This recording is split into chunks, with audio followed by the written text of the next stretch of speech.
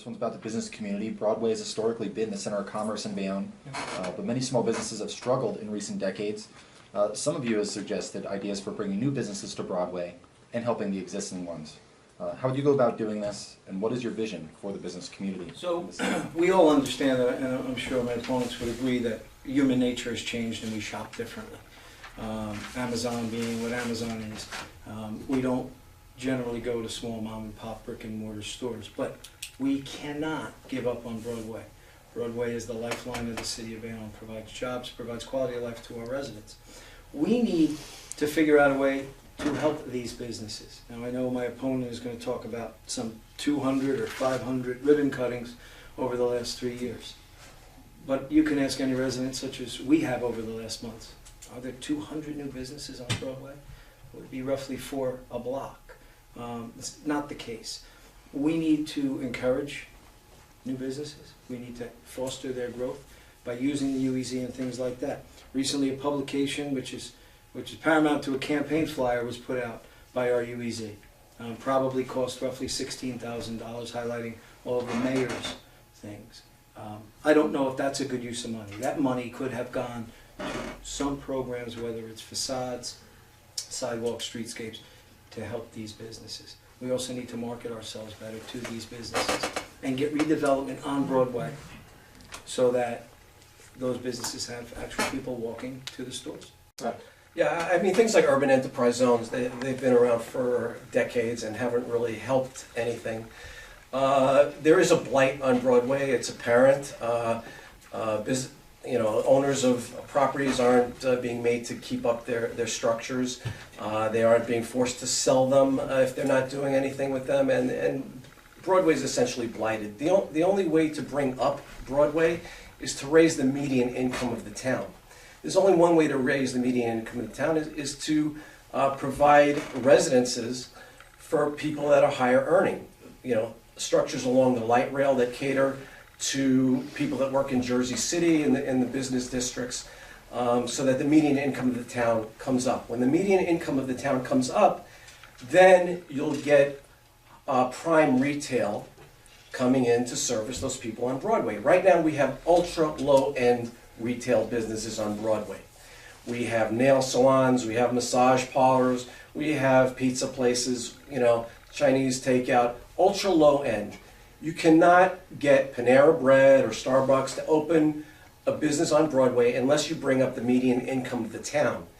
Bringing in 3,000 workers that are working in an industrial warehouse that are making minimum wage is not going to bring up the median income of this town. It's going to bring down this town. You're going to have to provide low-income housing for them, Section 8. There's going to be crime, there's going to be drugs, there's going to be gangs, and the median income of this town will go down, and the blight along Broadway will remain the same as it is. Okay? What you have to do is provide incentives for people to move to Bayonne that are higher earning people, bringing up the median income, bringing in higher end retail, restaurants, bars, entertainment along Broadway. That's the only way you're going to revitalize it. Not by bringing in industrial warehouses that are going to bring in 3,000 minimum wage workers into Bayonne. Thank you. Well, I'm glad because, the development that they talk about is exactly what we're doing. Actually, you can look right across the street from here and you see 19 East going up. If you go down the block, you see 21st Street, 22nd Street, 19th Street, go up, you see 46th Street. When you look at these, what they were, these were all empty lots along the light rail. We are the only city, and this is where the light rail began, and we are the only city that never benefited from the economic boom that the light rail can bring you. We are the only city that never developed along the light rail, and that's exactly what we're doing now. And just like Dr. Brown just said, these are luxury apartments that are coming here. We are attracting that young, up-and-coming business person, the people from Hoboken, the people from Jersey City, and people from Brooklyn who are looking to move somewhere else because they're actually getting priced out where they are. And these are young professionals. That's what's going to bring back what Broadway is. If you look at what Broadway is today compared to 4 years ago, there is a major difference in 4 years. And it's just about time to keep moving forward and keep the city going forward. As far as the jobs at Lincoln Equities being all low-income jobs, I will argue with that. There are a lot of computer jobs, management jobs that are all going to come with this. So I don't believe that this is, you know, this type of warehousing is the future. This is what's happening, and it's a direct result of the raising of the Bayonne Bridge and the deepening of the harbor so that the ships can get in. That Lincoln Equities, what you have now is a lot of these companies want to move back to the area where the ports are. And the reason they want to do that is just what we were saying earlier, is that it's all about timing. They want their stuff coming off a ship and going right into their warehouse because it's about timing. You call Amazon, you put an order in Amazon, the next day they're delivering it to you. That's what the future is. And that's what we are doing here. So the mayor says that all of this development is going on, and there's no doubt that it is, but it's not smart development. There comes a price with that. 10-story buildings in residential neighborhoods on Broadway are going to create congestion, additional cars, additional school-aged children. We're talking about smart development. Development that provides residential over the commercial, over the businesses on Broadway. Reshaping Broadway. Look at Washington Street in Hoboken, look at the architecture. To Dr. Brown's point, it's not appealing. Plopping up 10-story buildings wherever we have a hole is not going to fill that need. Yeah, I just think it's outrageous that our most prized possession, which is the waterfront property on the military on the military ocean terminal, has been essentially given away to somebody that wants to build an industrial warehouse and bring in 3,000 low-wage jobs. Other municipalities all along the Gold Coast, Jersey City, Hoboken, Guttenberg, Edgewater, you look at all these things, there's high-rise office buildings, luxury apartment buildings going up, restaurants, high-end retail stores, and we in Bayonne are going to be stuck with an industrial warehouse so Amazon could ship out their products to other people, and we won't benefit anything by it. It'll devalue our properties, it'll bring in crime, it'll bring in loads of traffic, it'll take, you know, double the amount of time you need to get in and out of Bayonne. It's just going to be a disaster, and it needs to stop. Mayor Davis.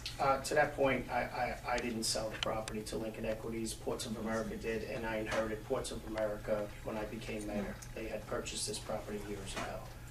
So it was always going to be commercial. With that being said, it fits right in on the base. And the residential apartments are all coming on the base. And that's what's going to change the city of Bayonne. That's what's going to give you the economics to start lowering your structural deficit. Because without lowering that structural deficit and getting away with the structural deficit and doing away with it, that money goes on the backs of our taxpayers. And that's what needs to stop.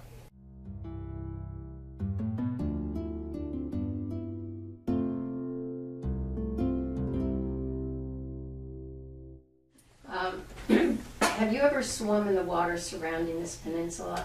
How would you describe the experience if you have? That's Dr. Brown. I cannot swim. Waited?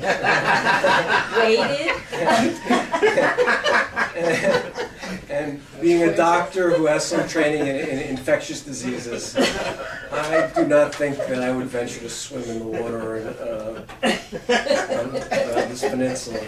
Thank you. That's classic. Did I swim in the waters? Yes, I swam in the Newark Bay underneath the old 8th Street Trestle Bridge. We used to have a rope that hung from the bridge, and we would stand on the pillars, swing out, and land in the water. We used to jump off the bridge into the water. Sometimes we hung off one of the pillars and jumped off, or just let go and fell down in the water. My parents would always scream at me because we had a pool in the backyard. But being kids and growing up in the city, you don't always do what your parents tell you to do. Swim in the yard, you go and you swim in the bay. I grew up swimming in the bay. So absolutely. So Not intentionally, but that same 8th Street trestle, we Yeah. spent time as a kid. Not a big swimmer either. I know how to swim, but not something I love to do. But yeah, I've spent a little bit of time in Newark Bay, not by choice, just not as coordinated as some of my friends on that rope. But not something I recommended then. I certainly do not recommend it now.